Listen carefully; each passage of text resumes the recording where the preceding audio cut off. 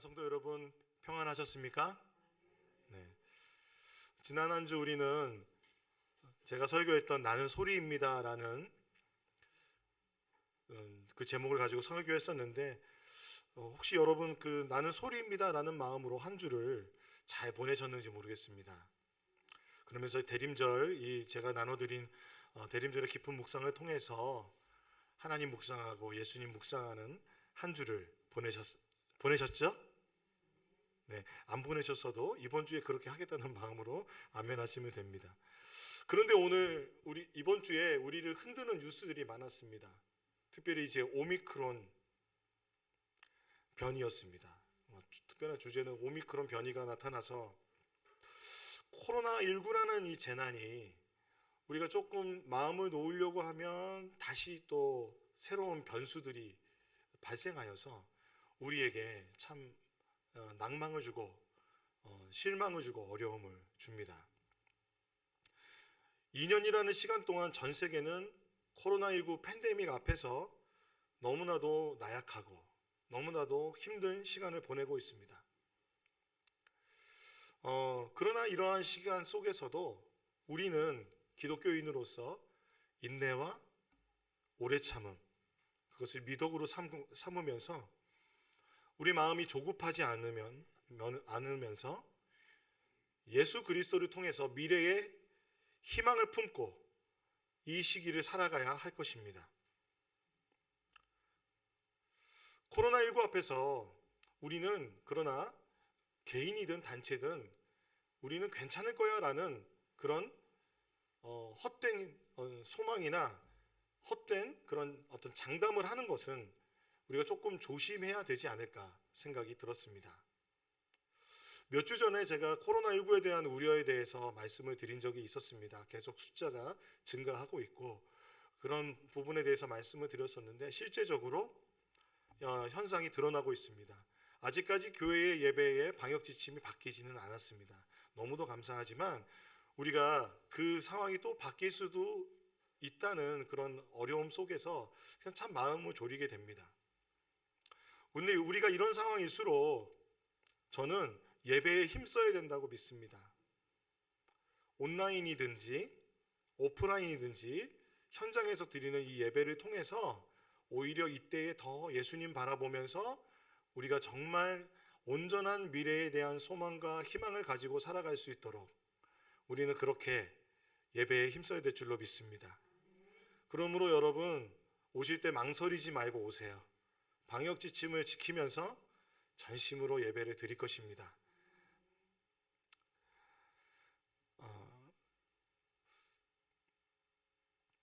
우리가 이 시기에 그래서 바라봐야 되는 분이 누구냐 하면 바로 예수님이십니다.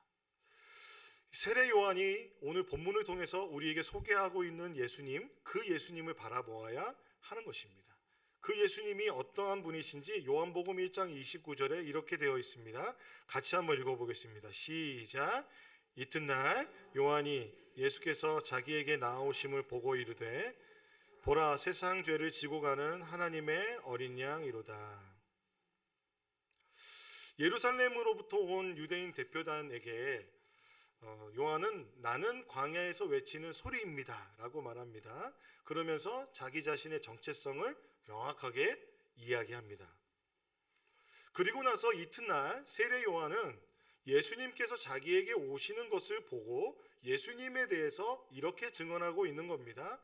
보라 세상 죄를 지고 가는 하나님의 어린 양이로다 라고 증언합니다. 여러분이 이 말씀을 들었을 때 여러분이 어린 양, 오늘도 찬양할 때 어린 양이라는 단어가 굉장히 많이 나왔습니다. 그 어린 양을 생각할 때 여러분 어떠한 생각이 드십니까? 여기 눈앞에 어린 양들이 있죠? 작고 귀여운 예쁘게 생긴 어린 양을 생각하게 됩니다. 또는 이렇게 성화, 그림에 많이 나오는 건 예수님이 어깨에 뭘 메고 있어요? 어린 양. 예수님이 어린 양을 메고 딱 나오십니다. 그럴 때 여러분은 그 그림을 보면서 어떤 느낌이 드십니까? 양과 목자 또는 그런 생각이 들죠. 우리는 주님의 어린 양, 주님은 우리의 목자 되신, 이게 많이 생각이 날 것입니다. 그런데 사실 여러분 양을 보신 적 있습니까? 실제로?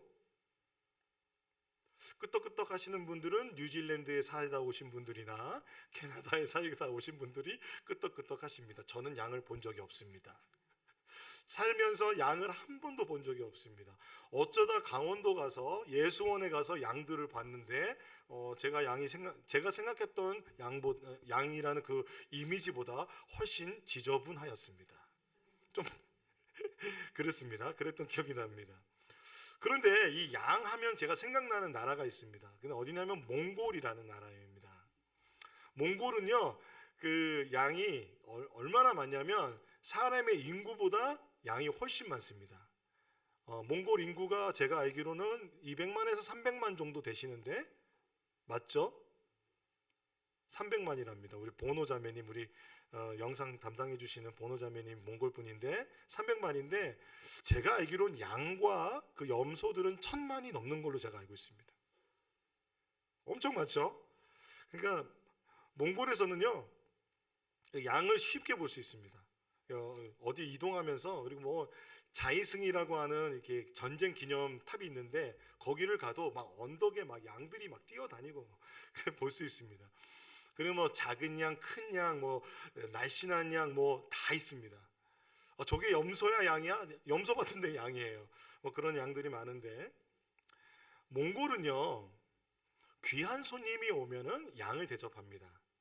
양을 대접하는데 양을 대접하는 때 어떻게 하냐면 그 음식의 이름이 허르헉이라고 합니다. 허르헉. 네, 허르헉이라고 하는데 제가 몽골 단기 선교를 이제 여러 번 갔습니다. 손으로 꼽으면 한 10번이 넘는 것 같아요.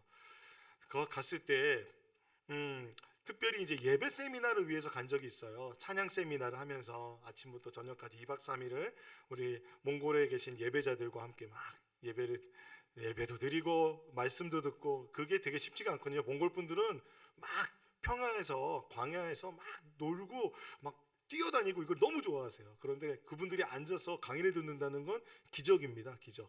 근데 그분들이 그 예배를 정말 사랑하는 마음으로 모여서 강의를 들으세요. 너무 귀하잖아요. 그래서 제가 우리 허르헉 하자고 간사님께 말씀드렸어요. 그랬더니 이 간사님들이 허르헉을 하시기 시작하는데 놀란 거는 저는 요리사를 부를 줄 알았어요. 그런데 이 몽골 간사님들이 팔을 막 걷어붙이면서 허르헉을 시작하는데 먼저 장작을 패기 시작합니다. 도끼로 장작을 막 패는 거예요. 한국에서는 보기 힘든 상황이죠. 한국 도시 사람들이 많잖아요. 장작을 막 팹니다. 그러더니 막 불을 띄는데 불을 띄면서 그 불을 막 띄는 이유가 뭘까요? 돌을 달구기 위해서 그렇습니다. 돌을 이제 달구기 시작하는 거예요. 돌을 막 달굽니다. 그러면 한쪽에서 자매 간사님들이 탁탁탁탁탁탁탁탁탁 하면서 감자 썰고 당근 썰고 막 이렇게 야채를 막 준비합니다. 야채를 막 준비하고 있어요. 그러면 이제 오후쯤에 되면은 이제 막 오전부터 준비하는데 오후쯤 되면 양을 사와요.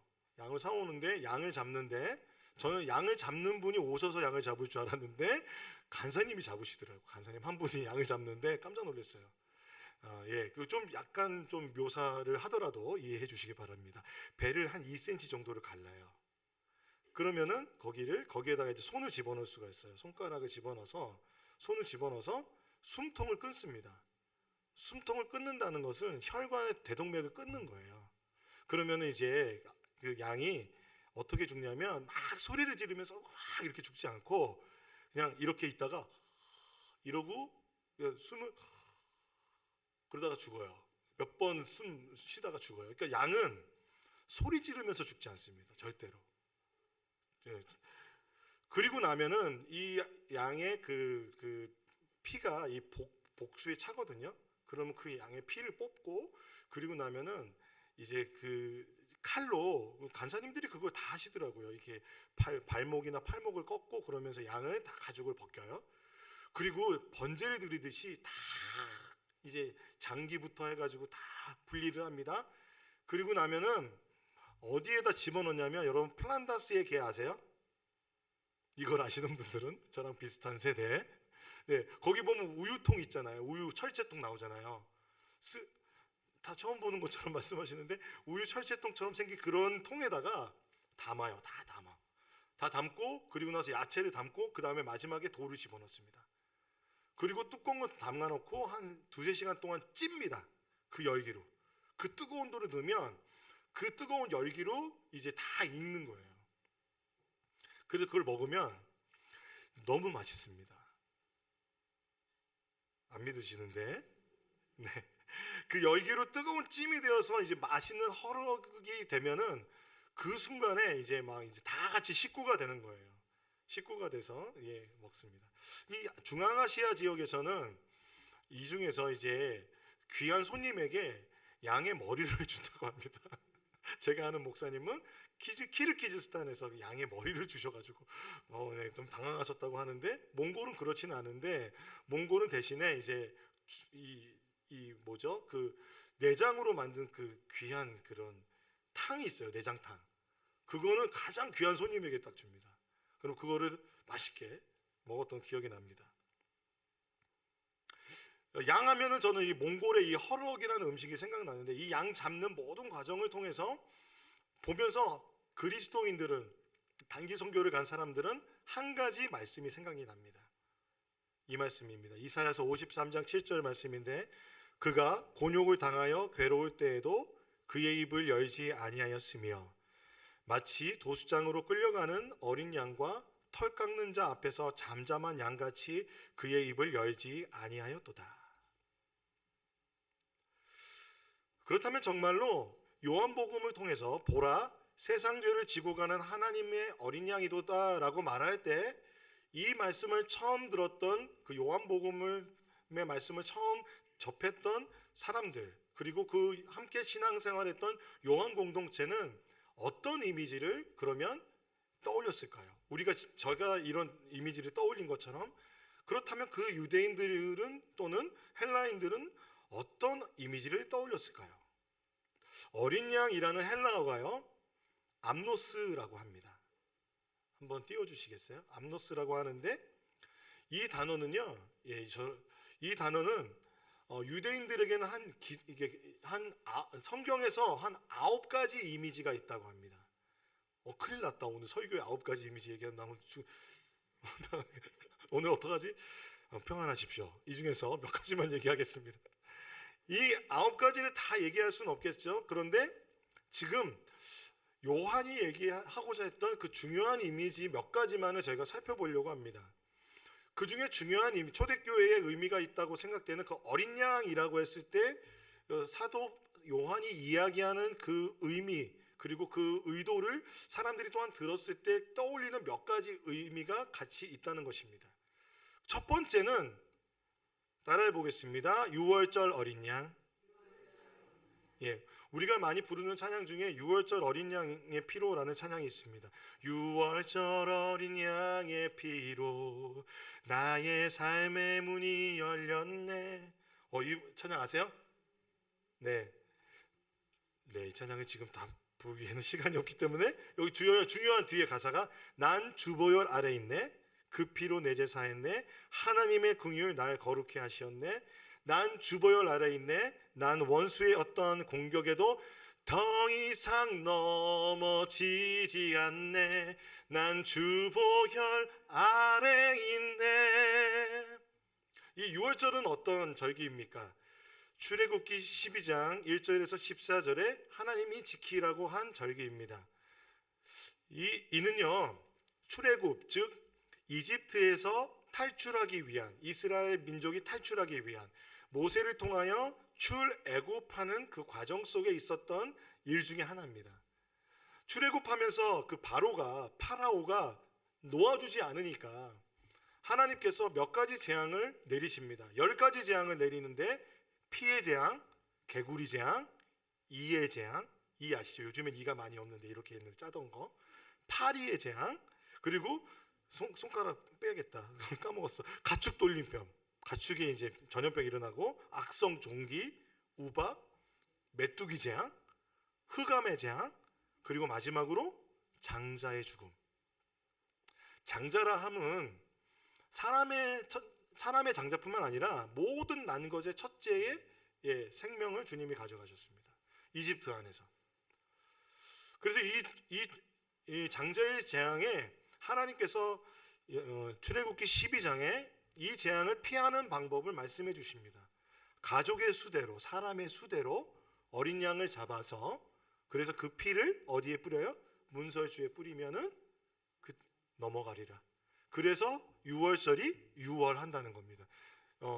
6이 아닙니다. 유월절은 그렇죠. 우리가 6월하면은 6월인가 생각할 수 있는데, 6월이라는 것은 넘어간다. 영어로 그래서 패스오버라고 합니다. 하나님께서 애굽에 내린 그 10가지 재앙 중에서 이 재앙이 가장 강력했습니다. 결국 바로가 이 재앙 이후에 그들을 놓아 보냅니다. 그러면서 어떻게 놓아 보내요? 뭐 손에 있는 그 금팔찌 뭐 좋은 거 다 주면서 제발 나가주세요 이러면서 나가게 됩니다. 그러므로 유대인들에게 가장 중요한 절기는 무엇일까요? 유월절입니다. 이 유월절이 그렇게 중요합니다. 유대인들에게 유월절이 중요해요. 왜냐하면 그들의 정체성이잖아요. 그들이 시작이 바로 그 유월절이에요. 그렇기 때문에 유대인들이 식탁에서 무엇이 이루어진다고 말씀드렸죠? 신앙교육이 이루어진다고 말씀드렸죠. 그 신앙교육은 무엇을 통해서? 기도를 통해서 이루어졌습니다. 그 중에서 유월절 식사 기도가 제일 중요했습니다. 유월절의 식사의 기도는 그 자체가 유월절을 기념하는 것이며, 그래서 제의적인 의미가 있었어요. 의례적인 의미가 있었어요. 그리고 신앙을 전수하는 의미가 있었어요. 그리고 그 안에서 다시 한번 우리를 구원하신 하나님, 여호와 하나님을 기억하는 기도가 담겨 있는 겁니다. 그런데 이 유월절이 지금 초대교회에게 어떻게 중요할까요? 자, 유월절에 있었던 중요한 식사가 하나 있죠. 무슨 식사죠? 최후의 만찬입니다. 최후의 만찬에 예수님이 제자들과 함께 식사하십니다. 발을 씻기면서 세족식도 하셨고, 또 뭐도 하셨죠? 그때 식사를 하면서 빵을 떼시고 포도주를 나누셨습니다. 그리고 뭐라고 말씀하십니까? 이 빵은 나의 몸이다. 이 떡은 나의 몸이다. 그리고 이 포도주는 뭐라고요? 이것은 나의 피다. 나의 살과 피를 너희가 먹고 마시고, 그리고 너희가 이를 기념하라. 초대교회 분들이, 그래서 유대인들이 처음에 많았잖아요. 그러니까 이것이 지금 유월절에 있었고, 그러니까 예수님께서 유월절의 식사 기도가 이 최후의 만찬과 연결이 되면서 지금 우리가 드리는 성만찬의 그 예배의 형식이 된 거예요. 그러니까 예수님께서 하셨던 그대로 초대교회인들은 모여서 했던 것이 공동의 식사가 이런 의미가 있었어요. 식사하면서 기도하면서 이게 성찬이 되는 거예요. 성만찬이 되는 것입니다. 그러므로 그들은 이 성만찬을 기억했을 거예요. 그러면서 이 유월절의 어린 양 하면 그 우리의 죄를 대속하신 예수님을 생각했을 것입니다. 나를 기억하라. 나의 십자가. 내가 이 땅 가운데 성육신으로 내가 내어준 이 몸, 그리고 십자가에서 온전히 다 쏟아낸 내 피, 이를 기념하라. 그러면 성만찬에서 항상, 그리고 그 특별히 유월절 기간이 어느 기간이 되죠? 고난주간이죠. 그렇죠? 고난주간과 부활주일이 됩니다. 그러면서 그들은 누구를 떠올렸을까? 하나님의 어린 양, 누구? 예수 그리스도. 그리고 그 안에서 우리의 죄를 속하여 주셨음을 기억하였을 것입니다. 그래서 예수님이 세상의 죄를 십자가에서 해결하셨다라는 것을 다시 한번 기억하는 것입니다. 그래서 여기서 중요한 것은, 세상의 죄라는 것은 많은 죄들의 총체적인 모습입니다. 그러니까 그 죄라는 것을 단수를 썼거든요. 모든 세상의 죄들의 전체적인 총체, 그 전체를 주님이 지고 가신 거예요. 여기에서 지고 가다라는 뜻은요, 아이로입니다. 따라해 보겠습니다. 아이로. 죄에 대한 모든 처벌 또한 죄를 없애고 확실하게 용서를 해 주었다라는 표현입니다. 지고 갔다는 것은 그런 의미가 내포되어 있습니다. 그러므로 여러분, 이전에 어린 양 하면 그렇다면 유월절을 생각할 때 사람들이 우리가 구원을 받았다라는 생각이 있을 것이고, 그리고 유대인들이라면 매번에 드렸던 번제에 드렸던 어린 양이 있을 거예요. 그 제물들이 있을 거예요. 그런데 이 제물들로는 죄를 완전히 해결할 수 있어요, 없어요? 없죠. 매번 다시 드려야 되는 것이었습니다. 유월절에 그 어린 양은 그 유월절에 한 번이었고, 매 성전의 예배, 성막의 예배에 드리는 제물의 그 양은 그 한 번에만 효력이 있습니다. 그러므로 히브리서 말씀처럼 예수 그리스도께서 유월절의 어린 양이 되셨다는 것은 그분이 이제는 더 이상 속죄의 제사에 어린 양을 드릴 필요가 없는 완전한 속죄의 제물이 되셨다는 것입니다. 히브리서 말씀 같이 한번 읽어볼까요? 시작. 제사장마다 매일 서서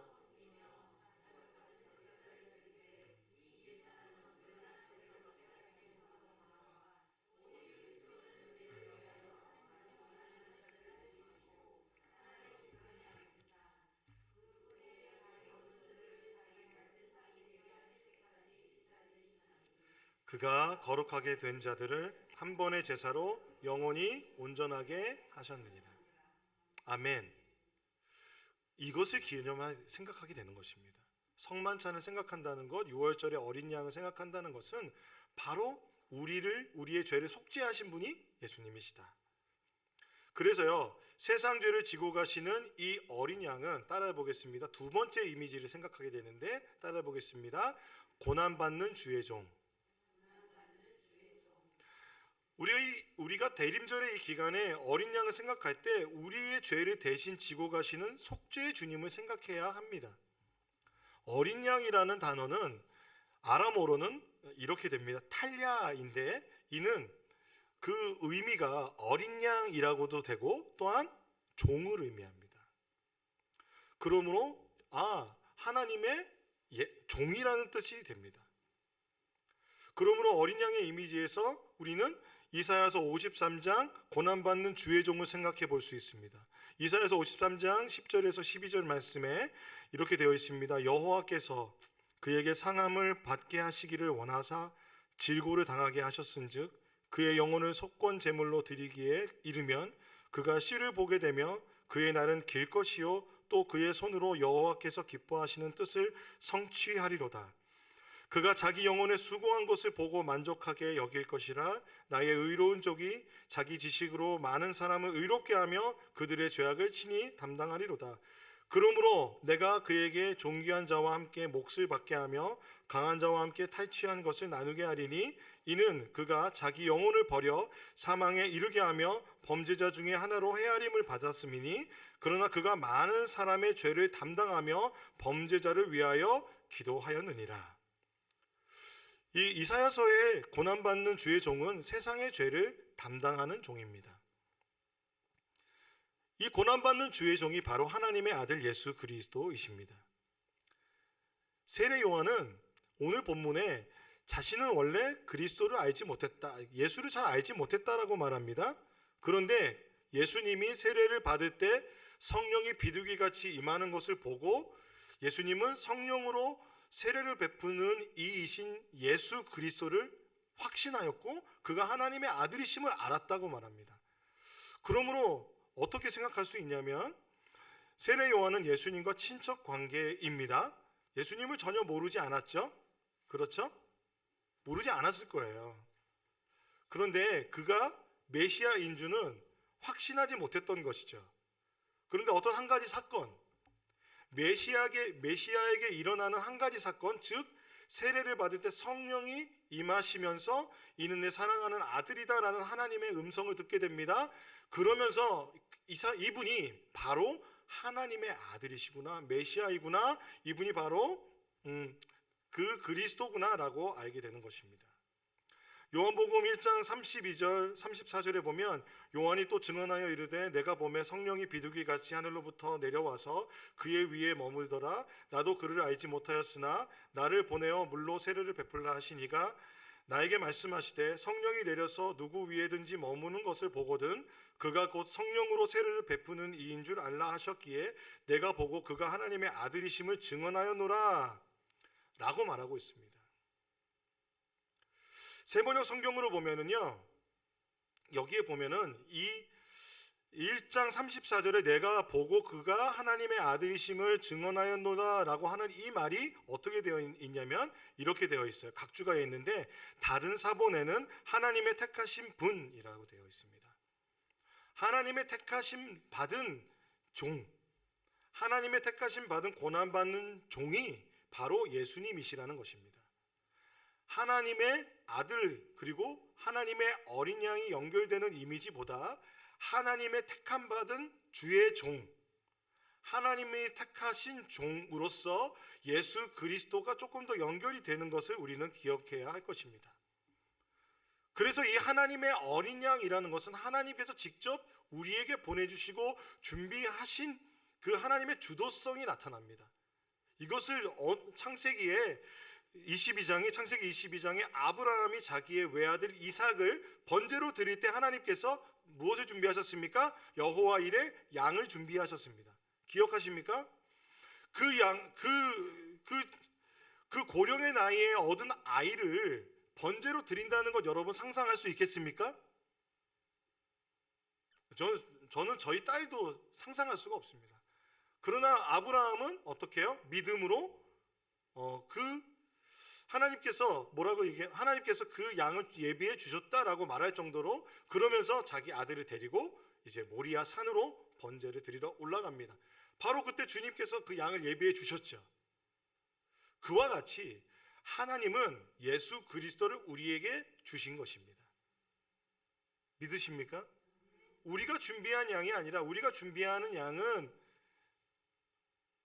죄를 완전히 속할 수도 없고 한다고 하여도 단번에 모든 죄를 속할 수 없습니다. 일회성입니다, 그냥. 그러나 주님은 우리의 모든 죄를 누구에게? 자신의 아들, 외아들 예수 그리스도에게 고난받는 종으로서 담당하게 하셨습니다. 이사야서 42장 1절에 보면 이렇게 나옵니다. 내가 붙드는 나의 종 내 마음에 기뻐하는 자 곧 내가 택한 사람을 보라. 내가 나의 영을 그에게 주었은즉 그가 이방에 정의를 베풀리라. 그렇죠? 성령이 임하시는 분, 그분이 택함 받은 종으로서 그가 이방에 정의를 베풀 사람. 그렇기 때문에 세례 요한의 세례는 물 세례로 끝나지만 예수님의 세례는 세상의 죄를 대속하고 성령이 부어주시는 성령의 세례, 즉 성령의 세례를 베푸시는 분이 바로 하나님의 아들 고난받는 주의 종입니다. 하나님이 보내주시는 이 어린 양의 이미지가 왜 중요할까요? 여러분은 여러분의 가족이 누군가 아플 때 이런 생각해 보셨을 것입니다. 내가 대신 아프고 싶다. 내가 저 짐을 지어줄 수 있다면 내가 지어줄 텐데. 저희 둘째 딸이 4살 때 아데노이드를 제거하는 수술을 받았습니다. 그래서 입원을 했는데 그 환자복 입은 모습을 보니까 눈물이 찍 나더라고요. 그래서 막 그 침대 위에서 막 춤을 추는데 마음이 짠해요. 그리고 집에 갔어요. 그 다음날 이제 저희 아내는 교사로서 이제 일을 해야 돼서 제가 가서 보는데 수술하고 나서 나와서 마취가 풀리는데 마취가 풀리면서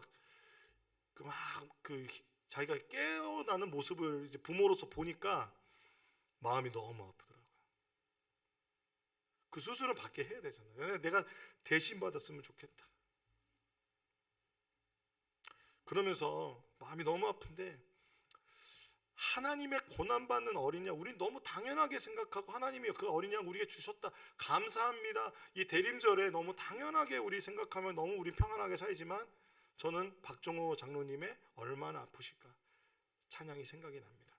얼마나 아프실까 하나님의 마음은 인간들을 위하여 아들을 제물로 삼으실 때 얼마나 아프실까.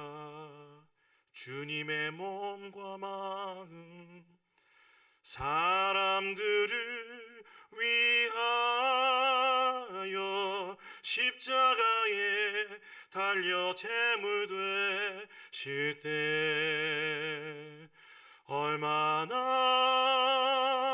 아프실까. 하나님 가슴은 독생자 주셨건만 인간들 부족하다 원망할 때 얼마나 아프실까. 주님의 심령은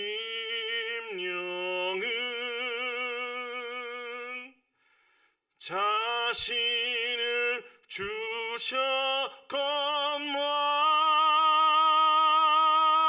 사람들 부인하며 욕할 때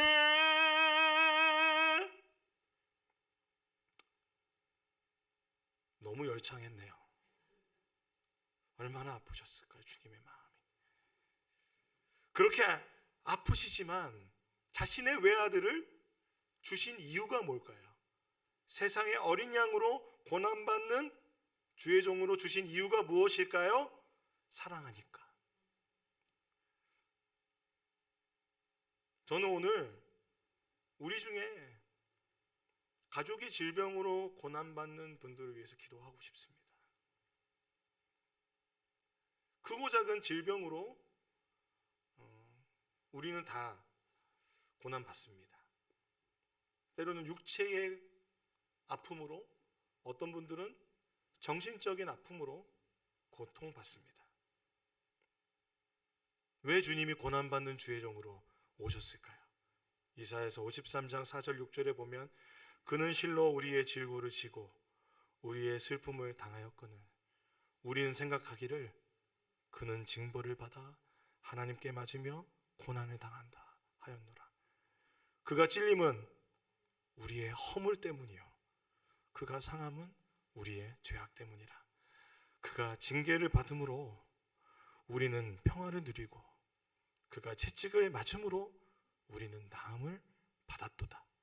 우리는 다 양 같아서 그릇 행하여 각기 제 길로 갔거늘 하나님께서는 우리 모두의 죄악을 그에게 담당시키셨도다. 여러분, 우리 인생의 죄의 무게가 얼마나 무겁습니까? 우리 인생의 질병의 무게가, 우리 앞에 놓여진 죽음의 공포가 얼마나 무겁습니까?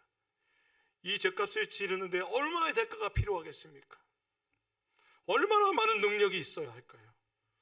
우리 사랑하는 예수님은 이 모든 질고를 지고 죄의 무게를 지고 모든 질병과 고통과 아픔을 다 지시고 가시기에 충분한 전능하신 하나님이십니다. 하나님의 어린 양은 결코, 그러므로 마지막으로 우리가 살펴봐야 되는 것은 절대로 나약한 이미지가 아닙니다. 하나님의 어린 양은 세상의 죄의 무게와 대가를 지고 가셔서 그 모든 대가를 치르시는 승리자이십니다. 그러므로 결코 피해자나 희생자나 연약한 자의 모습이 아니라 그는 우리를 그 피해값으로 사셔서 하나님께 드리시는 전능하시고 위대하시고 거룩하신 하나님이십니다. 이 지고가다는 아이로의 마지막의 뜻은 정복하여 빼앗다라는 뜻이 있습니다. 우리 요한계시록 17장 14절의 말씀을 읽어보겠습니다. 시작. 그들이 어린 양과 더불어 싸우려니와 어린 양은 만주의 주시요 만왕의 왕이심으로 그들을 이기실 터이요 또 그와 함께 있는 자들 곧 부르심을 받고 택하심을 받은 진실한 자들도 이기리로다. 우리는 이기는 자들입니다. 어린 양 예수 그리스도와 함께 이기는 자들입니다. 예수님 연약한 자 아닙니다, 여러분. 하나님 연약한 분 아닙니다. 하나님 전능하신 분이십니다. 그런데 그 전능하신 하나님이 전능하다고 그냥 너네 이겨라 이겨라 이겨라가 아니라 내가 다 경험해 봤어. 내가 다 그 고난 당해 봤어. 그러니까 내가 함께 해줄 테니까 함께 이기자. 함께 갑시다. 주님께서 그렇게 하실 줄로 믿습니다. 그래 우리의 육신은 연약해질 수 있습니다. 우리의 상황과 환경은 이 코로나19로 말미암아 영향받을 수 있습니다. 그러나 우리는 믿음으로 승리의 어린 양을 예수 그리스도를 통하여 바라보아야 합니다. 그래서 우리는 예수님을 통해서 하나님께 드려진 바 된 사람임을 우리가 믿는다면 그 믿음으로 하나님을 전심으로 오히려 찬양해야 될 줄로 믿습니다. 요한계시록 5장 9절 10절 말씀 우리가 다 같이 한번 읽어보겠습니다. 함께 읽어보겠습니다. 시작.